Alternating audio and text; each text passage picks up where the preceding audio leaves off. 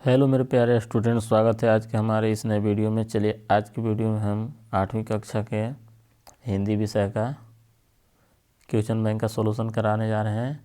दोस्तों ये क्वेश्चन झारखंड शैक्षणिक अनुसंधान एवं परिषद रांची द्वारा प्रतिवर्ष प्रश्न पत्र मॉडल जारी किया जाता है। ये 2024-25 का है। 2026 का मॉडल सेट जारी नहीं हुआ था, तो हम लोग 2025 का ही मॉडल सेट करा रहे हैं। सेम पैटर्न पर आधारित है। यहाँ पे सभी प्रश्नों को अनिवार्य है। कुल प्रश्नों की संख्या 50 है, जो 3 खंडों में क ख ग इस तरह से में विभक्त किया गया है। प्रत्येक प्रश्न के 4 विकल्प दिए गए हैं। सही विकल्प का चयन करना है। प्रत्येक प्रश्न का मान 1 अंक निर्धारित करता है।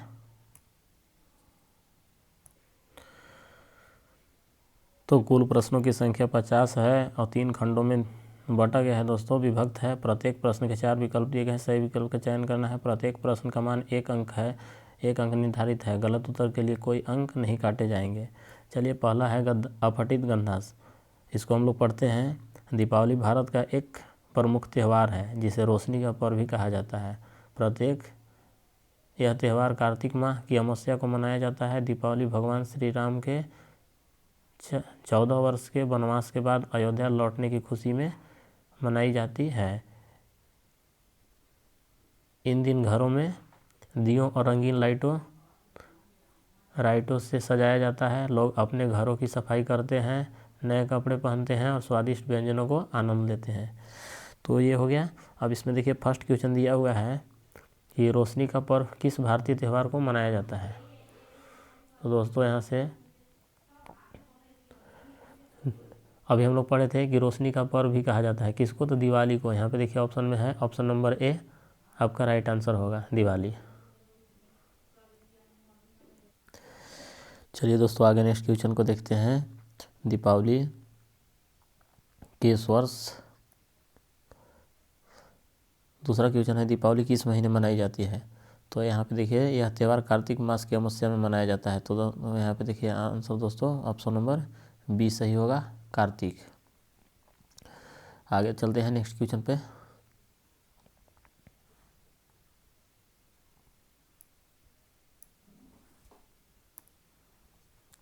दीपावली का त्यौहार किस घटना की खुशी में मनाया जाता है। पहला है भगवान श्री कृष्ण के जन्म की। दूसरा ऑप्शन है भगवान श्री कृष्ण के अयोध्या लौटने की, दुर्गा पूजा की, महाशिवरात्रि के। तो इसका ऑप्शन नंबर बी होगा, भगवान श्री राम के अयोध्या लौटने की खुशी में दीपावली त्यौहार मनाया जाता है। आगे चौथा क्वेश्चन है, कौन 14 वर्षों के वनवास में थे। कृष्ण, भरत, राम, दशरथ। तो ऑप्शन नंबर सी होगा, राम। आगे अब निम्नलिखित पदांश को पढ़कर प्रश्न संख्या 5 से 8 के लिए सही उत्तर का चयन कीजिए।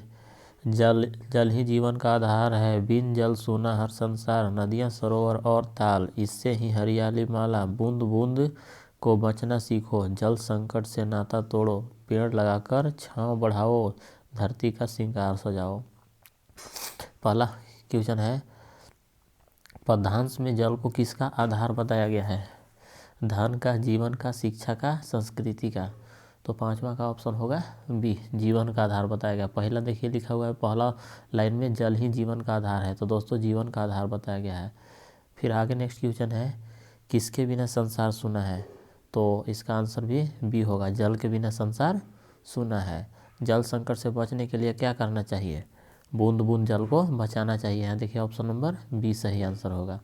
आगे चलते हैं नेक्स्ट।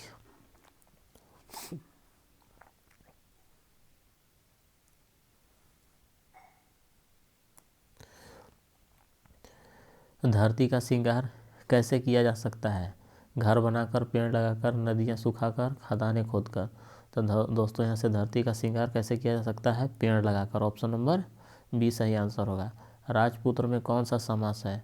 तो आप यहाँ से देख सकते हैं क्वेश्चन नंबर 9 का, राजपुत्र में द्वंद्व समास, बी में है तत्पुरुष, अव्ययी भाव समास, कर्मधारय समास। तो राजपुत्र जो है तत्पुरुष समास है। आशा शब्द का विलोम पूछ रहा है, तो आशा का हो जाएगा निराशा। ऑप्शन नंबर ए सही आंसर होगा, आशा का निराशा। विद्यालय का संधि विच्छेद क्या होगा। तो विद्या जोड़ आलय विद्यालय होगा। 11 का ऑप्शन नंबर ए सही आंसर है, विद्या जोड़ आलय। सूर्य का पर्यायवाची शब्द कौन सा है? तो देखिए यहाँ पे सूर्य को रवि भी बोला जाता है, तो 12 का ऑप्शन नंबर बी सही आंसर होगा, सूर्य का रवि होगा। अनुपस्थित शब्द में कौन सा उपसर्ग है? तो 13 का आप देख सकते हैं यहाँ पे अनुपस्थित में अनु जो है उपसर्ग है। 9, 2, 11 हो जाना मुहावरे का सही अर्थ क्या होगा? तो दोस्तों 9, 2, 11 का मुहावरे का सही अर्थ है भाग जाना, ऑप्शन नंबर बी सही आंसर होगा। आगे चलते हैं।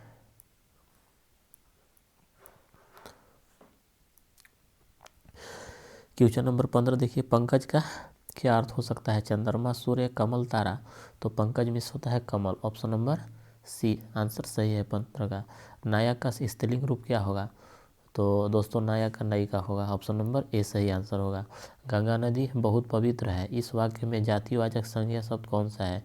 गंगा नदी पवित्र बहुत, तो 17 का आंसर हो जाएगा नदी। गंगा नदी बहुत पवित्र है, इस वाक्य में जातिवाचक संज्ञा नदी होगा। उसने मुझसे मदद मांगी, इस वाक्य में उसने कैसा शब्द है? संज्ञा है, क्रिया है, सर्वनाम है, कर्म है। तो 18 का ऑप्शन नंबर सी होगा। संज्ञा के बदले में जो शब्द आता है उसे सर्वनाम कहते हैं, तो यहाँ पे हो जाएगा सर्वनाम। तुम बहुत अच्छा गाते हो, वाक्य में कौन सा शब्द क्रिया का बोध कराता है? तुम बहुत गाते, पहला है तुम, दूसरा में बहुत, तीसरा में गाते, चौथा में होगा अच्छा। तो 19 का ऑप्शन नंबर सी। तुम कैसा गाते हो? तो यहाँ पे तुम बहुत अच्छा गाते हो, तो वाक्य में कौन सा शब्द क्रिया का बोध कराता है? तो गाना, गाना, हंसना, चलना, ये सब क्रिया है, तो ऑप्शन नंबर सी आंसर होगा। वाक्य में संख्यावाची विशेषण शब्द का चयन करें, वह एक समझदार लड़का है। तो वह लड़का समझदार और एक, 4 ऑप्शन दिए हुए हैं, तो इसमें संख्यावाची विशेषण पूछ रहा है, तो संख्यावाची विशेषण में ऑप्शन नंबर देखिए यहाँ पे 1, 2, 3, 4 ये संख्या है, तो एक आंसर होगा, ये संख्यावाचक विशेषण है। आगे चलते हैं नेक्स्ट क्वेश्चन पे दोस्तों। यहाँ पे देखिए पुस्तक से पठित बोध दिया हुआ है, मतलब बुक का है, खंड ग है। निम्नलिखित पदांश को ध्यानपूर्वक पढ़कर प्रश्न संख्या 21 से 24 के लिए सही उत्तर का चयन करें। बस सचमुच चल पड़ी और हमें लगा कि यह गांधी जी के असहयोग और सविनय अवज्ञा आंदोलन के वक्त अवश्य जवान रही होगी। उसे ट्रेनिंग मिल चुकी थी, हर हिस्सा दूसरे से सहयोग कर रहा था। पूरी बस सविनय अवज्ञा आंदोलन के दौर में से गुजर रही थी। सीट का बॉडी से असहयोग चल रहा था। कभी लगता सीट बॉडी को छोड़कर आगे निकल गई, कभी लगता कि सीट को छोड़कर बॉडी आगे भागी जा रही है। 8-10 मील चलने पर सारे भेदभाव मिट गए। यह समझ में नहीं आता था कि सीट पर हम बैठे हैं या सीट पर हम बैठी है। देखिए क्वेश्चन दिया हुआ है, उपयुक्त गद्यांश में गांधी जी के किस आंदोलन का वर्णन है? असहयोग आंदोलन, सविनय अवज्ञा आंदोलन, ए बी दोनों, भारत छोड़ो आंदोलन। तो दोस्तों यहाँ पे देखिए क्वेश्चन नंबर 21 का आंसर होगा बी, सविनय अवज्ञा आंदोलन का इसमें बात हुआ है। 21वां का सॉरी दोस्तों, यहाँ पे असहयोग आंदोलन होगा और सविनय अवज्ञा, तो यहाँ पे ए बी दोनों सही आंसर है, तो ऑप्शन नंबर सी होगा। प्रस्तुत गद्यांश किस पाठ से लिया गया है? असहयोग आंदोलन, बस की यात्रा, पथ की पहचान, छोटा जादूगर। तो 22वां का हो जाएगा बस की यात्रा, बस की यात्रा से लिया गया है। गद्यांश में सीट और बॉडी के असहयोग से क्या संकेत मिलता है? दोनों के बीच कोई तालमेल नहीं था। सीट हमेशा बॉडी के साथ रहती थी। सीट और बॉडी एक दूसरे से प्रेम करते थे। सीट और बॉडी मिलकर रास्ते पर चल रहे थे। तो इसका आंसर होगा दोनों के बीच कोई तालमेल नहीं था, ऑप्शन नंबर ए सही आंसर होगा। आगे नेक्स्ट 24 क्वेश्चन देखते हैं। गद्यांश में 8-10 मील चलने पर किसका उल्लेख किया गया है? पहला है रास्ते के भेदभाव मिटने का, बस की गति बढ़ाने का, गांधी जी के आंदोलनों का परिणाम, सीट और बॉडी का जुड़ने का। तो 24 के आंसर हो जाएगा ए, रास्ते के भेदभाव मिटने का, ये सही आंसर है। आगे चलते हैं दोस्तों नेक्स्ट क्वेश्चन पे। देखिए यहाँ पे दिया हुआ है, निम्नलिखित पदांश को ध्यानपूर्वक पढ़कर प्रश्न संख्या 25 से 28 के लिए सही उत्तर का चयन करना है। चलिए पदांश को पढ़ते हैं। चाह नहीं मैं सुरबाला के गहनों में गूंथा जाऊं, चाह नहीं प्रेमी माला के बिंद प्यारी को ललचाऊं, चाह नहीं सम्राटों के सौ पर हे हरि डाल जाऊं, चाह नहीं देवों के सिर पर चढ़ूं, भागे पर इठलाऊं, मुझे तोड़ लेना वनमाली उस पथ पर देना तुम फेंक, मातृभूमि पर शीश चढ़ाने जिस पथ जावे वीर अनेक। यहाँ पे क्वेश्चन देखिए, प्रस्तुत कविता में कवि कौन है। इसका कवि पूछ रहा है दोस्तों कि इस पाठ का कवि कौन है। तो 25 का आंसर हो जाएगा option number C, Makhanlal Chaturvedi ये पद्यांश को लिखे हैं। उस पथ में देना तुम फेंक में कवि किस पथ की बात कर रहे हैं। सम्राटों का पथ, युद्ध के पथ, वीरों का पथ, प्रेमी माला का पथ। तो 26 का ऑप्शन नंबर सी होगा, वीरों का पथ। जिस पथ पर जावे वीर अनेक से कवि किस पथ का उल्लेख कर रहे हैं। सम्राटों के पथ, शहीदों का पथ, प्रेमियों का पथ, युद्ध में शहीद होने का पथ। तो 27 का ऑप्शन नंबर बी होगा, शहीदों का पथ। फिर आगे देखिए नेक्स्ट क्वेश्चन दिया है, प्रस्तुत कविता का मूल भाव क्या है।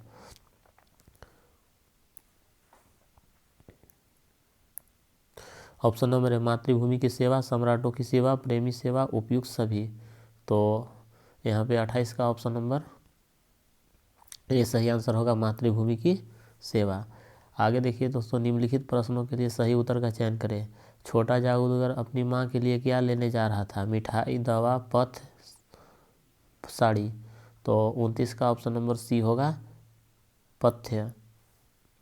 आगे नेक्स्ट क्वेश्चन पर 30 देखते हैं। पूर्व चलने के बटोही बाट की पहचान कर ले।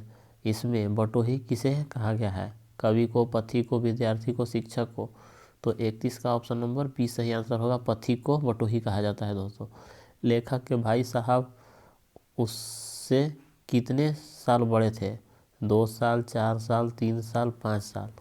तो दोस्तों यहाँ पे 32 का डी हो जाएगा, 5 साल बड़े थे। लेखक के भाई साहब उससे कितने साल बड़े थे, 5 साल। लेखक और उसके बड़े भाई कहाँ रहते थे। घर में, नानी के घर में, होटल में, किराए के घर में। तो 33 का ऑप्शन नंबर सी होगा, होटल में रहते थे। अशोक का शस्त्र त्याग कैसी रचना है। नाटक, कहानी, एकांकी, निबंध। तो 34 के आंसर सी होगा, एकांकी है। अशोक का शस्त्र त्यागी कैसी रचना है ना, एकांकी है। सम्राट अशोक ने किस राज्य पर चढ़ाई की थी। मगध, बोधगया। और आगे ऑप्शन दिया हुआ है पाटलिपुत्र, कलिंग। तो 35 का ऑप्शन नंबर डी होगा, कलिंग पर चढ़ाई की। कलिंग महाराज की कन्या का नाम क्या था। तो कलिंग महाराज की कन्या का नाम दोस्तों पद्मा था। ऑप्शन नंबर सी सही आंसर होगा। अमरूद का पेड़ के लेखक की माँ कहाँ के जेल में थी। अजमेर, भोपाल, सूरत, अंडमान। तो 37 का ऑप्शन नंबर ए सही आंसर होगा, अजमेर की जेल में थी। अमरूद के पेड़ में फूल आने की बात किसने बताई। चुन्नू ने, पप्पू ने, नौकर ने, मिद्दू ने। 38 का ऑप्शन नंबर डी सही होगा, मिद्दू ने बताया। क्या निराश हुआ जाए पाठ के लेखक कौन है। लेखक पूछ रहा है दोस्तों, क्या निराश हुआ जाए पाठ के लेखक। तो 39 का ऑप्शन नंबर ए होगा, हजारी प्रसाद द्विवेदी। क्या निराश हुआ जाए पाठ में बस का कंडक्टर साइकिल से कहाँ चला गया। वह भाग गया, वह दूसरी बस लेने गया, वह जंगल में चला गया, वह अपने घर चला गया। तो यहाँ पे 40 का ऑप्शन नंबर हो जाएगा, बी सही आंसर होगा, वह दूसरी बस लेने भाग गया। रामचरितमानस के रचयिता कौन है। तुलसीदास, सूरदास, कबीरदास, जयसी। तो 41 का हो जाएगा तुलसीदास। जयपाल सिंह मुंडा का जन्म किस गांव में हुआ था। तोरपा, खूंटी, तपकरा, सिमडेगा। 42 के ऑप्शन नंबर सी सही आंसर होगा, तपकरा। बस की यात्रा पाठ कैसी रचना है।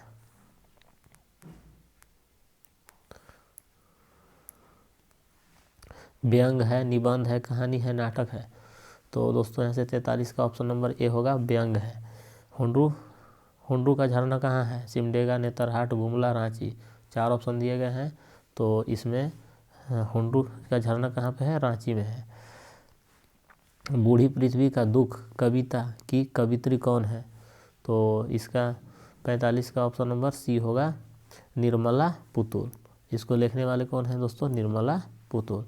काशी विश्वविद्यालय में प्रवेश करते ही दाईं तरफ क्या है, सर सुंदरलाल अस्पताल, महिला विद्यालय, पार्क, जिम खाना। तो 46 का आंसर होगा ए, सुंदर लाल अस्पताल है, सर सुंदर लाल अस्पताल। वीर जननी का पुरस्कार किसे मिला है, शारदा सुब्रमण्यम, डॉक्टर चंद्रा, शिवानी, महादेवी वर्मा। तो 47 का ऑप्शन नंबर ए होगा शारदा सुब्रमण्यम। किसकी बुआ IAS बन गई थी, मीना, शिवानी, शुभांगी, कमला। तो 48 का दोस्तों ऑप्शन नंबर सी होगा, शुभांगी की बुआ जो है IAS बन गई थी। बिहार के मधुबनी इलाके में अकाल कब हुआ था, 5वीं सदी में, 3री सदी में, 7वीं सदी में, 6वीं सदी में। तो 49 का ऑप्शन नंबर डी होगा 6वीं सदी में। कौन से तालाब में लोग अपने अपने क्षेत्र का थोड़ा पानी लाकर मिला देते थे, बिंदु सागर, कलिंग सागर, समर सागर, सूर सागर। तो 50 का ऑप्शन नंबर ए होगा बिंदु सागर। तो इस तरह से दोस्तों हम लोग हिंदी का एक सेट कंप्लीट कर चुके हैं, 50 क्वेश्चन का एक सेट था। वीडियो कैसा लगा, अगर वीडियो अच्छा लगा होगा तो मेरे चैनल को लाइक, सब्सक्राइब और कमेंट कीजिएगा। अब आगे नेक्स्ट डे हम लोग दूसरे मैथ या इंग्लिश दूसरे सब्जेक्ट का सेट करेंगे। मिलते हैं नेक्स्ट वीडियो के साथ, तब तक के लिए धन्यवाद।